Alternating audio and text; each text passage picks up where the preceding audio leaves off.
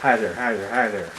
I work at KSU, KFC. That could be Kent State University, that could be Kentucky State University, that could be Kansas State University. And I'm the KSU. I am Zoruno Ochenta. Zoruno Ochenta. You don't like that? You don't like it? You don't like it? You can also call me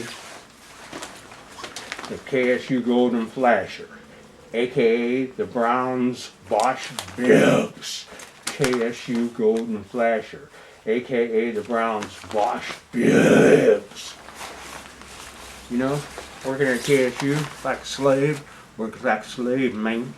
Working like a slave, I worked with a guy who we'll call Boris Natasha. Yeah, thanks Oil Soap for that idea. Boris Natasha, thank you Oil Soap for that idea. Oh, thank you, thank you, thank you. Boris and Natasha would always come to work, usually at least half an hour late. PhD, had a doctorate degree. And when he got to work, he didn't help any of the people in the math lab. Instead, he would sit down with his cell phone, one of them fancy kind of the Apple baby, and he just do that all day. Never to get up to help anybody. Never. At all.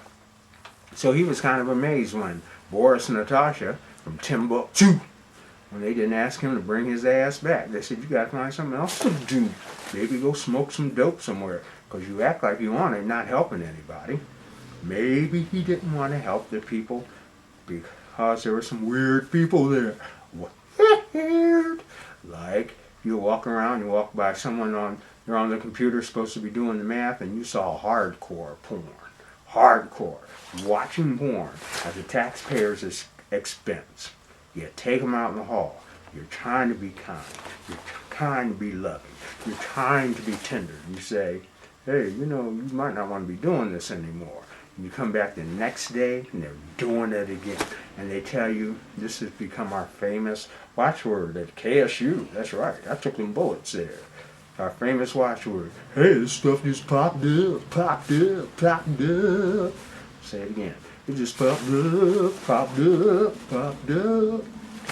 But Howie came to me, Howie Chizek of 100.1. I'm going to try to give you a lot of Howie-isms, but I'm also going to try to give you some 2.5 Men-isms.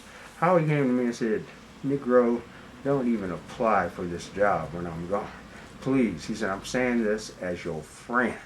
Do not apply. He said, because it's already sewed up.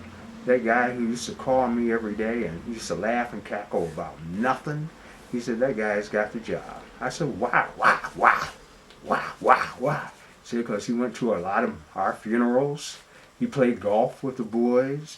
He drank with the boys. He hung out with the boys. He spent hours with the boys. How he ever got anything done, I don't know. He's got the job. And he said, you don't want to be working here with that guy who used to be a former Brown. I said, why? He said, he took too many hits to the head. And he's now way to the right of Adolf Hitler. He's kind of got the mentality of that guy who killed his wife at the Cracker Barrel place. I said, oh, that guy. He said, yeah, that guy. I said, you know, when I saw that on TV, I saw that Confederate flag. I saw the Confederate flag. And Howie said to me, well, I don't want to be a bad person, but you know, there's a time when pretty much all the congressmen in the United States, they were all card-carrying members of the Ku Klux Klan. That was America then. Those were American family values. And Woodrow Wilson was one of the most racist bastards who ever drew a breath. He said most of the people in Congress were card-carrying members of the Ku Klux Klan. And Howie said, well, I got a question for you, by the way. Why won't they let the members in the Senate and the members in the Congress check out library books in Washington? I said, I don't know. He said, because they keep bending over the pages. Rum, bum, bum. They keep bending over the pages. He said, you get it? I said, I got it. Rum, bum, bum. You know, the Latter-day Saints guy who's running for president says how much he loves this country. I'll tell you how much that B loves this country. When he was of age that he could have served his country, put his body in harm's way, he decided it was a real good time for him to go to France and spread Latter-day Saints lies. You want some example of Latter-day Saints lies? That when a Latter-day Saint dies, he will become a god and have a whole lot of little 10-year-old wives, little blondes that he can be the husband of. One man, a gazillion wives. That is just pure bullpoop. But that's the kind of stuff the Latter-day Saints used to spread. And Mr. I'm a Latter-day Saint, but I love this country with all my heart, but never asked me to defend her. And Mr. I won't defend her, and I don't want my kids to defend her, but I want you to defend her, but I still love this country with all my heart. He boogied on over to France when he was of age to defend his country. And in his mind all the time, he's thinking, you know, if I become president of this country, I will bring back the polygamy law, and my wife will just have to get used to it. I'll be bringing that back because I need some babes in my life. By the way, Daniel Tosh, I love you for exposing those people for that.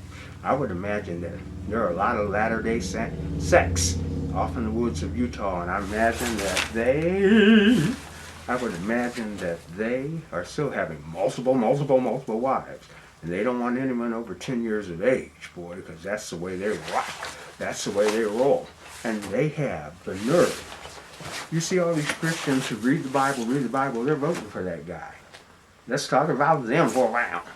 You know, when I saw the Republican National Convention, I looked at all those Republican men, old and gray and crazy looking, screaming for this killer, this monster. And I thought, man, they would look really good. I bet you in their house, there are Confederate flags everywhere. Just like the guy in Ohio at the Cracker Barrel place. Confederate flags everywhere.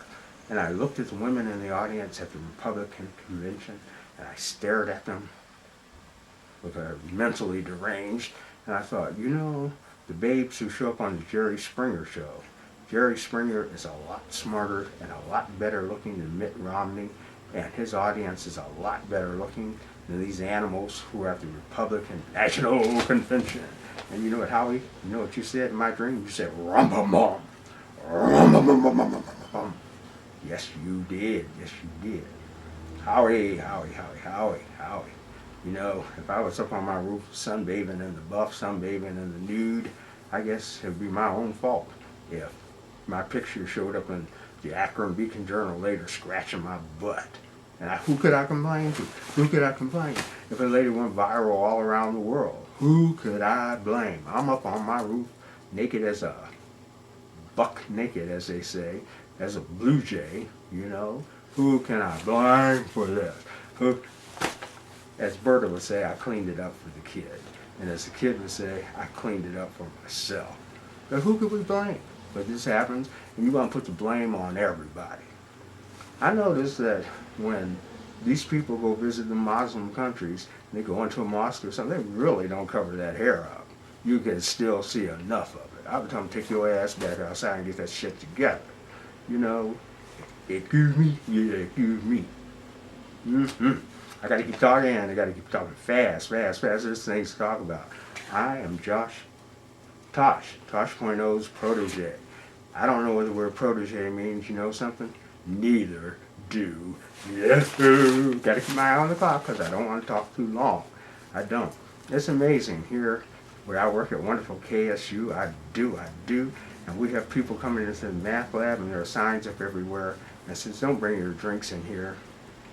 And number one, the faculty who A, don't collect homework, B, never take attendance. The students can walk into class with only 5 minutes left and get counted present.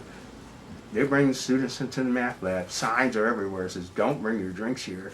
You know, because it's a dumbass thing to slop your drink into the computer, and you think, well, I don't have to pay for anything. Ain't my problem. You know, I walked by the lab one day, and there was a 5-gallon mop bucket filled with Starbucks stuff. All right, I exaggerate a little bit for effect. But sitting there, I said to the student, don't you see these signs? And I'm thinking to myself, switch. You can't be doing that in here. What is wrong with you? Don't they apply to you? What's wrong with that? And so, I could talk forever. I really could, but the first round I did this through was way too long. So, me, I am Mr. Kent say golden flasher. And I know you've been waiting for this because this is a raincoat. You're going to get what you want. Yes, you are. You're going to get what you want. 1, 2, 3, do it. 1, 2, 3, do it. Oh, you weren't expecting that, were you? And that's it.